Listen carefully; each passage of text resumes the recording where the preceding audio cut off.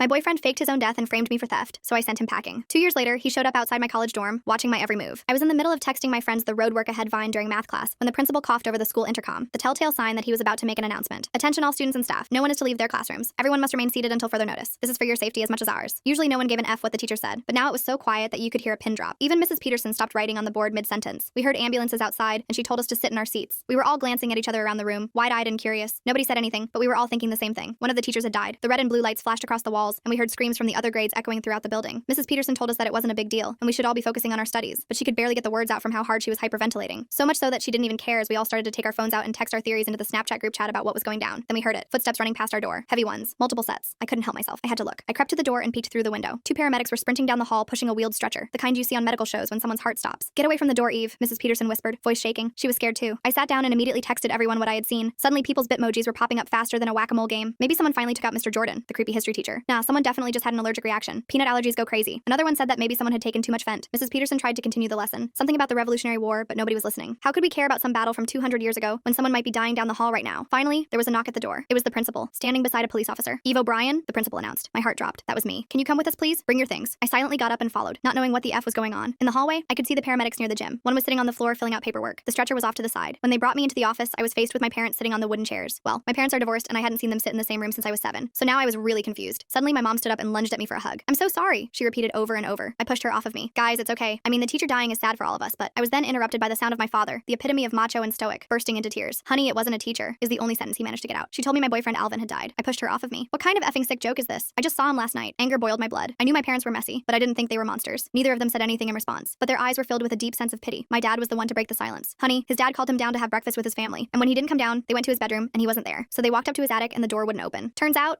it was stuck on his body. He had committed rope." He then burst into tears again. I grabbed my VP from my pocket, not even caring that the principal was standing right there. I told them they were lying, that I had seen the stretcher and the screams. Turns out they were going to call me into the office on the intercom, but suddenly the janitor fell and broke his hip, so saving him was first priority. I looked back at my mom and saw her entire body trembling like I'd never seen before. I stuffed my mouth with the sleeve of my hoodie and screamed as hard as I could. My knees gave out under me, and the pain felt so grounding that I continued to bang my head against the floor, over and over. My parents picked me up and carried me to the backseat of the car, getting ready to drive me home, and that's when I got the text. It was Alvin. My hands were shaking so bad I almost dropped my phone. The notification said Alvin clear as day, with his contact photo, a selfie we'd taken at the beach last summer. I clicked on it and there was a YouTube link. My mom was in the front seat crying while my dad drove, neither of them speaking. The only sound was the windshield wipers scraping against the glass. It had started raining. Neither of them noticed me staring at my screen in complete shock. I clicked the link and waited for it to load, watching the buffering circle spin around and around. The video started playing and there he was, Alvin, sitting in what looked like some old cabin with wood paneling on the walls. He looked terrible. His face was all bruised up and his lip was split, dried blood crusted in the corner. His left eye was swollen almost shut. He started talking and I had to turn the volume down so my parents wouldn't hear. His voice was hoarse like he'd been crying. He said he was sorry for scaring me, but he had to run away. His dad had been beating him for years and last night was the worst it had ever been. He lifted his shirt and I gasped. His ribs were covered in purple and yellow bruises. He showed the camera his arms and they were covered in bruises too. Some looked fresh and angry red, some looked old and faded to green. There were scars I'd never seen before, hidden under his long sleeves all this time. He said his dad found his empty room this morning and immediately called 911 saying he killed himself. Alvin said his dad did it to cover up all the abuse in case anyone started asking questions. He said he'd been planning this escape for months, saving money from his part-time job and finding this cabin through a friend of a friend. The video ended with him saying he was safe now and would text me an address where I could find him. He looked directly at the camera and said, "I love you, Eve. I'm sorry." Then the screen went black. I sat there staring at my phone, not knowing what to think. My boyfriend was alive, but he let everyone think he was dead. My mom turned around and saw me looking at my phone, her tear-stained face suddenly alert. She reached back and grabbed it from me before I could react. I tried to tell her about the video, but she wouldn't listen. She said some kids at school were probably playing a cruel prank on me, that people could be horrible when tragedy struck. She said I was in denial and needed to accept what happened. My dad agreed with her, glancing at me in the rearview mirror with those same pitying eyes. They took me home and my mom kept my phone. She said I needed time to process everything without distractions. I spent the rest of the day in my room pretending to sleep, but really I was planning how to get my phone back. I needed to see that address Alvin mentioned. I needed to know if this was real or if I was losing my mind. That night I waited until I heard my parents go to bed. The house was quiet except for the ticking of the grandfather clock in the hallway. Then I snuck downstairs, avoiding the creaky step third from the bottom, and found my phone charging on the kitchen counter. Sure enough, there was another text from Alvin. It was an address for some cabin about an hour away, somewhere near the state forest. He said to come alone and not tell anyone. He said he'd explain everything when I got there. Part of me knew this was crazy, but I had to know the truth. I went back to my room and opened my window, the cool night air hitting my face. We lived in a one-story house, so it was easy to climb out. I grabbed my bike from the garage, careful not to knock over any of the garden tools, and started pedaling. The whole ride there, I kept thinking about that video. Those bruises looked so real, and Alvin's face looked genuinely scared, not like he was acting. The night was dark, and the streetlights cast long shadows across the empty roads as I pedaled harder, desperate to find out if the boy I loved was really alive. The ride took forever. My legs were burning like fire, and I had to stop twice to catch my breath, leaning over my handlebars and gasping in the cold night air. The forest road was pitch black, darker than anything I'd ever experienced, and I only had my phone flashlight to see. The narrow beam barely cut through the darkness, illuminating just a few feet of cracked asphalt ahead. Every shadow looked like something waiting to jump out at me. Finally, I saw the cabin up ahead, a small light glowing in one window like a beacon. My heart was pounding so hard I thought it might explode right through my chest. I left my bike by a large oak tree and walked up to the door, my sneakers crunching on dead leaves. Before I could knock, it opened, and there was Alvin. He looked even worse than in the video. The bruises on his face had turned darker purple and green, spreading across his left cheek like spilled paint. His right eye was nearly swollen shut. He pulled me inside quickly and locked the door behind us, sliding the deadbolt with shaking hands. I wanted to hug him, but something felt off. He was acting jumpy and kept looking out the window, pulling back the raggedy curtain every few seconds. The cabin was small and smelled like mold and something else. else. Fear, maybe. There was a sleeping bag in the corner and some canned food on a rickety table that looked like it might collapse at any moment. He told me to sit down and started talking really fast, words tumbling over each other. He said his dad had been hitting him since he was little. Started with slaps when he got bad grades, then punches when he talked back. Last night his dad threw him down the stairs because he forgot to take out the trash. He said he couldn't take it anymore and had to run. I asked why he didn't just tell someone. He laughed, but it wasn't a happy sound. It was bitter and broken. He said his dad was respected in town, coached Little League and went to church every Sunday, shaking hands with everyone after service. Nobody would believe him. Plus his dad always threatened to call him if he ever told anyone. He lifted his shirt and showed me more bruises on his back and legs. Some looked like belt marks, long and thin. Others were round, like from fists. I felt sick to my stomach. All those times he wore long sleeves in summer, saying he was cold. All those times he said he fell off his skateboard or walked into a door. I should have known something was wrong. The signs were all there. Then he dropped the bomb. He said he'd been stealing money from his dad's hardware store for months. Just small amounts from the register that wouldn't be noticed. 20 here, 30 there. He needed it to run away, to survive on his own. But here's the messed up part. He put my name on some fake receipts. Said I was helping with inventory after school, getting paid under the table. I told him that was insane. Why would he do that? He said he needed insurance. If his dad ever found out about the missing money, he could blame it on me. That way his dad wouldn't hit him as bad. Maybe just yell instead of using his fists. I stood up to leave, but he grabbed my arm. Not hard, but firm enough to make me stop. His fingers felt desperate. He said I couldn't go yet. He needed me to understand. His whole plan wasn't finished. He was going to lay low for a few days, let the bruises photograph better, then contact the police about the abuse. But he needed those receipts as leverage against his dad. If his dad tried to deny the abuse, Alvin would threaten to expose the theft and say his dad made him do it. The logic was twisted, but I could see how it made sense to him. I told him this was crazy. Using me like that wasn't okay. He started crying and saying he was sorry, tears mixing with the dried blood on his face, that he never meant to hurt me. He just didn't know what else to do. He'd been planning this for so long, and I was the only person he trusted. I tried to leave again, but then I noticed something that made my stomach drop. My bike tires were flat, both of them. I asked what happened to my bike, trying to keep my voice steady. He said it must have been a coincidence. Maybe I ran over some glass on the way here, but I knew he was lying. His eyes wouldn't meet mine, darting around the room instead. I told him to let me use his phone to call someone. He said he threw it away so his dad couldn't track him. Dropped it in the river on his way here. This was getting scary. I was stuck in the middle of nowhere with no way to leave. He kept saying I just needed to stay for a little while, until he figured out his next move. He promised he'd make it right, fix my bike in the morning. But the way he was acting reminded me of something. The way he was trying to control the situation, making excuses, apologizing and then doing it again. It was just like how he described his dad. I pretended to calm down and said I understood. I sat back down on the creaky wooden chair and asked him to tell me more about his plan. While he talked, I looked around the cabin for anything useful. There was an old landline phone on the wall, but when I asked about it, he said it was disconnected years ago. He had answers for everything. He'd clearly thought this through, probably spent hours planning every detail. He showed me a notebook where he'd been writing down all the times his dad hurt him. Dates, descriptions, everything in his neat handwriting. June 3rd, belt, 10 strikes. July 19th, punched in stomach, couldn't breathe. The list went on for pages. He also showed me copies of the fake receipts with my name on them. My signature was forged pretty well, good enough to fool someone who didn't look too close. He'd been practicing. The next morning, I woke up on the floor, my back aching from the hardwood. Alvin had given me the sleeping bag, and he slept sitting up in a chair by the door, like he was guarding it, or guarding me. I said I needed to use the bathroom, and he pointed to an outhouse outside. He followed me there and waited right outside, humming nervously. I could see his shadow through the gaps in the wood. On the way back, I saw a path leading deeper into the woods, barely visible through the undergrowth. I memorized where it was, counting the trees. Back inside, I pretended to be on his side. I said I wanted to help him get justice against his dad. His face lit up like Christmas morning, and he hugged me tight. It felt wrong. This wasn't the Alvin I knew. Or maybe it was, and I just never saw this side of him. He started telling me more details about the abuse, how his dad would make him stand in the corner for hours until his legs shook, how he'd take away food as punishment, sometimes for days, how he'd lock him in the basement with no light, just the sound of mice scratching in the walls. Each story was worse than the last. I believed him. The bruises were proof enough, but that didn't make what he was doing to me okay. He was so focused on his own pain that he couldn't see he was hurting me too. When he went to the outhouse, I quickly looked through his stuff. I found his journal and flipped through it. The abuse stories were all there, written in heartbreaking detail, but so was his plan to frame me. He'd been planning it for months, every step calculated, which receipts to forge, how to get me here, how to keep me here. I also found something else tucked under a pile of dirty clothes, his phone. It wasn't thrown away like he said. It was hidden with the battery removed. I quickly put the battery back in and turned it on, my hands trembling. There were dozens of messages from his dad, not worried messages like you'd expect from a parent whose kid went missing. These were threats, telling Alvin to come home or else, saying he'd find him no matter where he hid, that he knew all his hiding spots. The last message made my blood run cold. It said he knew about the missing money and the receipts. He knew about me. He was coming. I heard Alvin coming back and quickly hid the phone again, my heart racing. That afternoon, Alvin got more paranoid. He kept checking the windows and jumping at every sound, a branch cracking, a bird calling. He said his dad was smart and might figure out where he was. The cabin belonged to his uncle who lived out of state. His dad knew about it. They'd come here for a family reunion once. I suggested we go to the police right away, but he said no. He needed more time to prepare, to make sure his story was perfect, to let the bruises develop more. I realized he was stalling. Part of him was terrified of confronting his dad even through the police. The abuse had messed him up so bad he couldn't think straight. He was like a rabbit frozen in headlights. I told him I was hungry and we were running low on food. Just some stale crackers and a can of beans left. I suggested I bike to the nearest store to get supplies. He laughed and reminded me about my flat tires. He said he'd go instead and I should stay here where it was safe. Lock the door and don't answer for anyone. I knew this was my chance. As soon as he left, I grabbed his phone and called 911, but the battery died before I could say anything. Just 3 beeps and black screen. I searched everywhere for a charger but couldn't find one. Then I remembered the path in the woods. Maybe it led to a road or another cabin. I had to try something. I started down the path, moving as fast as I could without making too much noise. The woods were thick and branches kept scratching my arms, leaving thin red lines. Spider webs caught in my hair. After about 10 minutes, I heard a car engine. I ran toward the sound and came out on a dirt road, but my heart sank when I saw who it was. Alvin's dad in his big black pickup truck. He was driving slow, looking into the woods like he was searching for something or someone. His face looked angry even from a distance. I ducked behind a tree and held my breath, pressing myself against the rough bark. He drove past without seeing me. I waited until I couldn't hear the engine anymore, then started walking down the road in the opposite direction. I'd been walking for maybe 20 minutes when I heard another car. This time I hid before looking, crouching in some bushes. It was Alvin in some hit-up truck I'd never seen before. Rust covered the doors and the muffler was hanging low. He must have had it stashed somewhere. He was driving fast, looking panicked, gripping the wheel with white knuckles. I stayed hidden until he passed. Now I was really scared. Both of them were out here looking for me. I kept walking, staying close to the tree line so I could hide if needed. My legs were tired and my throat was dry. Finally, I saw a house up ahead. Smoke was coming from the chimney and there were flowers in the window. Civilization. I ran to the door and knocked frantically. An old woman answered, wearing a flower-covered apron. I must have looked crazy because she took a step back, her hand going to her chest. I told her I needed to use her phone. It was an emergency. She looked me up and down, saw the scratches, the leaves in my hair, the desperation in my eyes, and let me in. Her kitchen smelled like fresh bread. She pointed to an ancient rotary phone on the wall. I called my parents first. My mom answered on the first ring, sobbing. She said they'd been looking for me all night. The police were involved. Everyone thought I'd done something stupid because of Alvin. I told her I was okay and where I was. Kind of. I didn't actually know the address. The old woman helped me figure it out, pointing to mail on her counter. My mom said they were coming coming to get me right away. Then I called the police and told them about Alvin, where the cabin was, that he was alive but needed help. The old woman made me chamomile tea while I waited. She said kids came through here sometimes running from something. She never asked questions, just helped how she could. She gave me some homemade cookies and a warm washcloth for my scratches. About 30 minutes later, I heard cars pulling up, lots of them. My parents burst through the door and hugged me so tight I couldn't breathe. My mom was crying. My dad kept saying my name over and over. There were 2 police officers with them. They asked me a million questions. I told them everything. About the video, the cabin, the bruises, the fake receipts. One officer stayed with us while the other went to find the cabin. We waited for what felt like hours. The old woman made more tea and my mom held my hand the whole time. Finally, the officer's radio crackled. They'd found the cabin, but it was empty. No sign of Alvin. But they found his journal and the receipts. Evidence of both the abuse and the fraud. They put out an alert for both Alvin and his dad. The officer said they'd need me to come to the station to give a full statement. My parents drove me there, holding my hand the whole way. I watched familiar streets pass by and felt like I'd been gone for years instead of just one night. At the station, I told the whole story again, this time to a detective who recorded everything. While I was there, they got a call. A traffic camera had spotted the truck Alvin was driving. He was heading back toward town. They sent units to intercept him. About an hour later, they brought him in. He looked defeated. All the fight had gone out of him. His shoulders were slumped and he was staring at the ground. He saw me through the window of the interview room and mouthed, "I'm sorry." I didn't know what to feel. Angry, sad, relieved, maybe all of them at once. The detective said they'd also picked up his dad at the house. He was hammered and had started swinging at the officers. Now they were both in custody. Over the next few days, the whole story came out. Other kids came forward saying they'd seen Alvin with bruises over the years. Teachers admitted they'd had suspicions, but no proof. The hardware store's books showed the missing money, the fake receipts with my forged signature. Alvin's journal documented years of abuse in heartbreaking detail, but it also showed how that abuse had twisted him, how he'd learned to manipulate and control from his dad, how he'd justified hurting me because he'd been hurt worse. The prosecutor said they had enough evidence to charge both of them. Alvin's dad for child abuse and filing a false police report, Alvin for fraud, forgery, and false imprisonment, keeping me at that cabin against my will, but they were considering Alvin's circumstances. The years of abuse were mitigating factors. He'd probably get counseling and community service instead of jail time. His dad was looking at serious prison time, though. Turns out this wasn't his first violent offense. I had to testify at a hearing, not a full trial because they both ended up taking plea deals. Seeing Alvin in court was hard. He looked smaller somehow, broken. His lawyer read a statement where he apologized to everyone, especially me. He said the abuse had messed up his sense of right and wrong. He thought hurting others was normal because it's all he'd known, but he was getting help now and wanted to do better. His dad didn't apologize, just sat there glaring at everyone like this was our fault. After it was all over, I started seeing a counselor too, to process everything that happened. She helped me understand that trauma could make people do terrible things, but it didn't excuse those things. Alvin was a victim, but he'd also made me a victim. Both things could be true at the same time. She also helped me recognize warning signs I'd missed. The controlling behavior, the manipulation, the way he'd isolated me at that cabin, all red flags I might see sooner next time. I started a support group at school for students dealing with toxic relationships, whether romantic, family, or friendships. We met every week in the guidance counselor's office. More kids showed up than I expected. Turns out a lot of people were dealing with stuff like this but didn't know how to talk about it. We shared stories and resources, learned about healthy boundaries, how to spot manipulation, when to ask for help. The guidance counselor said it was one of the most important programs the school had. Alvin wrote me a letter from the facility where he was getting treatment. I didn't open it for weeks. When I finally did, it was mostly more apologies. He said he was learning about cycles of abuse, how victims often become abusers themselves if they don't get help. He was determined to break that cycle. He thanked me for exposing everything, even though it hurt at the time. He said I might have saved his life, and maybe other people's lives too. I didn't write back. I wasn't ready for that. Maybe I never would be. His dad got 5 years in prison. The judge said he showed no remorse and posed a danger to society. When he gets out, he'll have to stay away from Alvin and complete anger management. Alvin got 2 years probation and mandatory therapy. He had to pay back the stolen money too. Last I heard, he was living with his uncle out of state and working at a grocery store, taking online classes to finish high school, trying to build a life that didn't revolve around violence and fear. The whole thing taught me that hurt people, but it also taught me that everyone has a choice. Alvin chose to drag me into his escape plan instead of just asking for help. He chose to forge those receipts and flatten my bike tires. His trauma explained those choices but didn't excuse them. I had to learn to forgive him for my own peace of mind. But forgiveness didn't mean forgetting or letting him back in my life. It just meant letting go of the anger so it didn't poison me too. Sometimes I still have nightmares about that cabin, about feeling trapped with no way out. But then I remember that I did get out. I found a way, and now I help other kids find their way out too. The support group has grown. We even got some funding from the school board to bring in guest speakers, experts on domestic violence and emotional abuse, former victims who survived and thrived. We're making a difference, one story at a time. Looking back, the scariest part wasn't the cabin or the flat tires or even the forged receipts. It was how normal Alvin seemed for so long, how well he hid his pain and his plans. It made me realize that we never really know what someone's going through, what battles they're fighting, what choices they're making in desperation. All we can do is pay attention, trust our instincts when something feels off, and never be afraid to ask for help, because staying silent helps no one, not the victims, not the abusers, not the people caught in between. That's why I'm sharing this story, not for sympathy or attention, but because someone reading this might be in a similar situation, either being abused or being manipulated by someone who was abused. Either way, you need to know that it's not your fault, and it's not your responsibility to fix someone else's trauma. You can have compassion for what they've been through while still protecting yourself from what they might do. That's not selfish, that's survival. And sometimes survival is the best thing you can do for everyone involved. The support group kept growing, and we even got some local news coverage. Not like national headlines or anything crazy, just a small piece in the town paper about teens helping teens. That's when things got weird again. I got a Facebook message from someone named Cameron saying they knew Alvin from the treatment facility. They said he wasn't doing as well as everyone thought, still manipulating people, just better at hiding it now. I showed the message to my counselor, and she said to be careful. Could be true. Could be someone trying to stir up drama. Then more messages started coming. This Cameron person said Alvin was planning something, that he talked about me all the time in group therapy. Not in a healing way, but in an obsessive way. Like he blamed me for everything that went wrong. I screenshot everything and took it to the police detective who handled our case. He said they'd look into it, but without specific threats, there wasn't much they could do. Alvin was allowed to talk about me in therapy. That was kind of the point of therapy. A week later, I was walking home from school when I saw a familiar truck parked outside my house. That same rusty one Alvin had been driving in the woods. My heart started racing and I ducked behind my neighbor's hedge. I called my mom and told her not to come outside. Then I called 911 and reported a suspicious vehicle. While I waited for the cops, I watched the truck. Nobody was inside that I could see. Maybe it was just a coincidence. Lots of people drove old trucks. The police showed up and ran the plates. It wasn't registered to Alvin. Belonged to some guy named Dennis who lived 2 towns over. They knocked on his door and it turned out he'd sold the truck months ago to some kid paying cash. No paperwork, just a handshake deal. The description matched Alvin, but the kid had given a fake name. The cops said they'd increase patrols around my house and school. My parents installed security cameras that night. Dad stayed home from work the next day just to make sure I was safe. Nothing happened for a few days and I started to relax. Maybe Cameron was wrong. Maybe the truck was just a weird coincidence. Then Thursday after school, I was waiting for my mom to pick me up when I saw him. Alvin, standing across the street from school wearing a baseball cap and sunglasses like that was enough of a disguise. He was just watching the doors, hands in his pockets. I immediately went back inside and found the security guard. By the time we got back outside, he was gone. The security footage showed him clearly though. He'd been there for an hour before I spotted him, just just standing and watching. The police said it was a violation of his probation to come near me or the school. They put out a warrant for his arrest. His probation officer hadn't heard from him in weeks. He'd stopped showing up for mandatory therapy sessions. His uncle said he'd moved out one night without saying anything, just packed a bag and left. Now nobody knew where he was staying. My parents wanted to pull me out of school until they found him, but I had finals coming up and the support group needed me. We compromised. Mom or dad would drive me to and from school. No walking alone, no going out with friends unless they knew exactly where I was. I had to text them every hour. It sucked, but I understood why. The security cameras at home picked up someone in our yard twice that week. Too dark to see clearly, but the build looked right. Then Brittany from my support group came to me with something scary. She said a new guy had joined their online trauma forum, called himself Survivor No More, and his story sounded exactly like Alvin's. Abusive dad, running away, girlfriend who betrayed him, but in his version, the girlfriend was the villain who ruined his life for no reason. He was getting lots of sympathy from other members who didn't know the real story. Some were even offering to help him get justice. Brittany had screenshot everything before blocking him. I took it all to the detective again. He said they were taking it seriously now. This was escalating from violation of probation to potential stalking charges. They were working with other departments to track him down. His dad was still in prison, so at least we didn't have to worry about both of them. But Alvin had learned a lot from his dad about how to intimidate people, how to make them feel watched and unsafe without technically doing anything illegal, until showing up at school anyway. My counselor suggested I write him a letter, not to send, just to get my feelings out. I wrote 10 pages about how betrayed I felt, how he'd turned his pain into my pain, how I'd loved him and wanted to help him, but he'd made that impossible. I burned it in the backyard fire pit and watched the smoke rise up and disappear. It felt good, like releasing something heavy I'd been carrying. Mom made hot chocolate and we sat outside until the fire died down. The next Monday, Cameron messaged me again, this time with a photo from inside the treatment facility. It showed Alvin's room with maps on the wall, red circles around my house, my school, places I went regularly, the coffee shop where I studied, the park where I jogged, the movie theater where I worked weekends. Cameron said they'd found it after Alvin left and reported it to staff, but by then he was already gone. The facility had dropped the ball big time not watching him closer. That's when my parents made the decision. We were staying with my aunt in the next state until they caught him. I didn't want to run away like some scared little kid, but the maps changed everything. He'd been planning this for who knows how long, studying my routines. I packed a bag and we left that night. Told the school I had a family emergency. Only my closest friends knew the truth. The support group would have to manage without me for a while. My aunt lived in a gated community with security guards and cameras everywhere. It felt like overkill, but also kind of safe. I did my schoolwork online and video called into support group meetings. Life felt weirdly normal and completely wrong at the same time, like I was in witness protection or something. Every time a car drove by too slow or someone looked at me too long at the grocery store, my heart would race. I hated that he'd made me so paranoid. 2 weeks into our stay, the detective called with news. They'd caught him. He was sleeping in his truck in a parking garage one town over from mine. Had a notebook full of my schedule and photos of me he'd taken with a long lens camera. Hundreds of them. Me at school, at work, even through my bedroom window. They also found a knife and rope in his truck. He said they were for camping, but nobody believed that. He was being held without bail this time. We went home the next day, but things felt different. The house didn't feel as safe anymore. I kept checking the locks and looking out windows. My parents understood. Dad installed an alarm system to go with the cameras. Mom signed me up for self-defense classes. Not because we thought Alvin would get out, but because feeling prepared helped with the fear. The instructor said I was a natural. Turns out all that anger had to go somewhere. The new charges were serious. Stalking, violation of probation, possession of weapons. His lawyer tried to play the abuse card again, but the judge wasn't having it. Said Alvin had been given a second chance and thrown it away. The photos especially creeped everyone out. Some were from before he ran away the first time. He'd been watching me for months without me knowing, following me around town, learning my patterns. The detective said it was one of the worst stalking cases he'd seen. This time I didn't go to court. My victim impact statement was read by the prosecutor instead. I wrote about how he'd stolen my sense of safety, how I jumped at shadows now, how I'd had to leave my home because of his obsession, but I also wrote about the support group and how we were helping other kids, how I wouldn't let his actions define my life. The judge sentenced him to 3 years in actual prison this time, with mandatory psychiatric treatment and a permanent restraining order when he got out. His dad actually wrote me a letter from prison. Not an apology exactly, but close. He said he'd been thinking about how his violence had created more violence, how Alvin had learned from him that hurting people was how you dealt with problems. He was in therapy too now, court ordered but still. He said he hoped I could move on and have a good life, that I deserved better than getting caught up in their family mess. I didn't write back, but I kept the letter. Proof that people could change, maybe. The support group threw me a welcome back party when I returned to regular meetings. They'd made a banner and everything. We had twice as many members now, kids who'd heard about what happened and realized they needed help too. Some were being abused at home, some were in controlling relationships, some were dealing with bullying that had gone too far. We all had different stories, but the same need to be heard and believed, to know we weren't alone or crazy. I graduated high school with decent grades despite everything. Got into a state college about 3 hours away, far enough to feel like a fresh start, but close enough to come home on weekends. My parents helped me move into the dorms. Dad triple-checked all the locks and mom made friends with the campus security office. I rolled my eyes but secretly appreciated it. They'd been through a lot too. Watching your kid get stalked by someone you'd welcomed into your home had to be rough. College was good for me. Nobody knew my story unless I told them. I could just be Eve, not Eve who survived that crazy thing. I studied psychology because understanding why people did what they did felt important now. My professor said I had good instincts for it, probably from lived experience, though I didn't tell them that. I started a new support group on campus. Turned out lots of college kids needed that kind of help too. Junior year, I got a notification that made my blood run cold. Alvin was being released early for good behavior, 2 years instead of 3. The restraining order was still in effect, but paper doesn't stop someone who's determined. I called the detective who'd handled my case. He was retired now, but remembered everything. Said to trust my instincts and call 911 if anything felt off. The prison was supposed to notify me when he actually got out, but sometimes wires got crossed. I spent the next few weeks jumpy as hell. Every unfamiliar face on campus could be him. Every wrong number phone call made me panic. My roommate Julia thought I was losing it until I explained everything. Then she got protective too. Started walking me to classes and checking in constantly. It was annoying but sweet. Good to have people who cared. The campus security knew about the situation too. They had his photo and would patrol extra around my dorm. Then one day I got an email from an address I didn't recognize. The subject line just said, "Please read." My finger hovered over the delete button, but curiosity won. It was from Alvin's uncle. He said Alvin had been released but immediately checked himself into a long-term psychiatric facility. Voluntary commitment. He'd finally accepted that he needed serious help. Years of it, not just a few months. The uncle wanted me to know so I wouldn't spend my life looking over my shoulder. He said Alvin had signed papers giving up his right to leave for at least 5 years. I wanted to believe it, but trust was hard. I forwarded the email to my old detective friend. He made some calls and confirmed it was true. The facility was legit, specializing in trauma-based personality disorders. Alvin had signed himself in the day he got out. Told the intake counselor he was afraid of what he might do if left on his own. That level of self-awareness was new. Maybe the prison therapy had actually helped, or maybe he just got tired of ruining his own life. I still stayed careful, but the constant fear faded a bit. Finished college with honors and got into grad school for clinical psychology. Specialized in trauma and abuse recovery. My thesis advisor said my personal experience gave me unique insights, but warned against letting it consume my career. Good advice. I needed balance. Started dating a guy named Noah for my research methods class. Told him the whole story on our 3rd date. He didn't run away screaming, so that was good. The campus support group had become an official program by then with actual funding and a real office. I trained other students to run it before I graduated. Watching it grow beyond what I could do alone felt amazing. Like something good had come from all the bad. They gave gave me a plaque at the end of your ceremony. Founder and guardian angel, it said. Cheesy, but I cried anyway. My parents were there beaming with pride. They'd come so far too from that terrified couple in the principal's office. Got my doctorate and started working at a treatment center for at-risk youth. Kids who'd been abused or were showing signs of becoming abusers themselves. The cycle could be broken, but it took work. Constant, difficult work. Some days were harder than others. Some kids reminded me too much of Alvin. That same mix of pain and anger looking for a target. But most were just hurt and scared and needed someone to believe them, to show them another way existed. 5 years after he checked himself in, I got another email from Alvin's uncle. Said Alvin was doing well. Still in treatment, but in a transitional program now. Had a job at the facility doing maintenance. Was taking online college courses. The uncle thought I should know he was getting better. Really better this time. I appreciated the update, but didn't need more than that. His journey was his own now. Mine had taken a different path, and that was okay. Sometimes new members of support groups I speak at ask if I forgave him. It's complicated. I forgave the broken kid who'd been struck by his father until he didn't know right from wrong, but I couldn't forget the calculating person who forged those receipts and stalked me with a camera. Both existed in the same person. That's what trauma does sometimes. Creates these fractured selves that war with each other. The victim and the perpetrator all tangled up inside. My life now is pretty normal. Married Noah last spring in a small ceremony. Still working with troubled kids and running support groups. Still checking locks more than most people, but not living in fear. Alvin becomes less real every year. More like a story that happened to someone else. Except when I'm helping a kid who reminds me of him. Then it all comes flooding back. But that's useful. Keeps me sharp. Reminds me why this work matters. Why one person reaching out can change everything. The last I heard, Alvin was living in a halfway house and working full time. Still in therapy, but stable. His dad got out of prison and immediately violated parole by getting in a bar fight. Back inside now for another few years. Some people change and some don't. That's just reality. All we can control is our own choices, our own healing, our own decision to help or harm. Every day we wake up and choose again. That's the real work. Not the dramatic moments, but the daily choice to do better than was done to us. My story could have ended so many different ways. If that old woman hadn't let me use her phone. If the police hadn't taken me seriously. If Alvin had been a little more desperate or a little less scared. But it ended with me here, helping other kids find their way out of darkness. Not perfect, still carrying scars, but proof that survival is possible. That cycles can be broken. That hurt people don't have to hurt people. They can choose another way. It just takes one person believing that to start.